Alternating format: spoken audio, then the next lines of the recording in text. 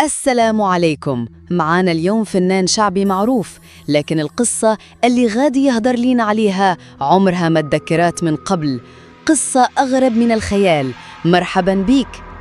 شكرا بزاف، وأنا اللي فرحان نكون معاكم اليوم ونهضر على واحد السر اللي داير بيا سنين. شنو تقدر تقول لينا على راسك باختصار؟ أنا فنان شعبي، بديت المسيرة ديالي من الأعراس والحفلات العائلية، وكنت كندير الشهرة والمشاريع حتى الجنهار بدل كل شيء. كيفاش جاتك الدعوة لهذا العرس اللي ماشي بحاله؟ جاء عندي واحد الشخص كيعرفني، قال لي كاين عرس في بلاصة بعيدة، غادي دي فلوس زوينة وكل شيء مؤمن، غير تكون حاضر. فاش وافقت؟ شنو كان أول إحساس عندك؟ كنت فرحان، داكشي اللي قالوا كان مغري، ولكن في قلبي كان شي إحساس ما مريحنيش، شي حاجة كانت كتشد النفس. وقتاش حسيتي أن الأمر فيه شي حاجة ماشي طبيعية؟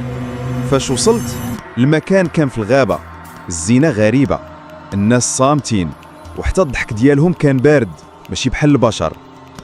شنو شفتي بالضبط في داك العرس؟ شفت رجال بوجوه مغطين وعيالات لابسين في ساطن ولكن كيمشيو بحال الريح، والريحة ديال البخور كانت خناقة. فاش بديتي تغني شنو وقع؟ من أول نغمة الصوت ديالي تبدل، بحال شي حد داخل في حلقي وأنا ما بقاش عندي تحكم.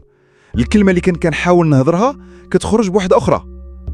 وش كنت واعي بكل شي؟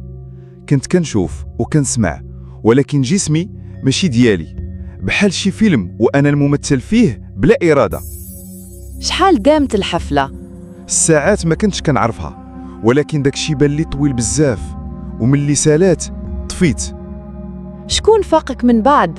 فقت مع طلوع النهار بوحدي في الغابة، الصوت ديالي مشى وحلقي ناشف وحس براسي ثقيل. شنو وقع لك في الأيام اللي تبعت؟ بدات الكوابيس، الصوت ديالي تحول، كل ما نغني كنسمع صوتين، صوتي وصوت ماشي ديالي. ملي مشيتي عند الفقيه شنو قال لك؟ قال لي راه هادشي من عالم الجن، ودرت عهد معاهم، خاصني نحل الرباط اللي بيني وبينهم. شنو هو العهد وشنو طلبوا منك؟ طلبوا نغني ليهم في ليلة وحدة في السنة، ونعزل روحي وما نغني في داك النهار لتا شي بشر. وش نفذ داك الشي؟ مرة واحدة، ومن بعدها ندمت.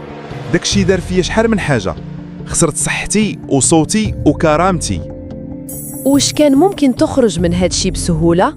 لا، بقيت شهور كندير رقية وصيام وبكاء، ودرت طقوس ديال الفسخ.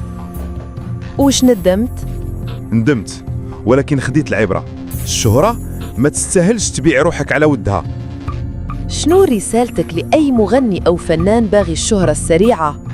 رد البال، راه ماشي أي باب تحلو وتدخل منه، راه كاين أبواب كيكون وراها الظلام. وفين وصلتي دابا في حياتك؟ رجعت نغني في المناسبات البسيطة بصوتي الطبيعي بلا طمع، وكنحمد الله اللي نقذني. وأخيراً، واش كتظن باقي فنانين كيطيحوا في هذا الفخ؟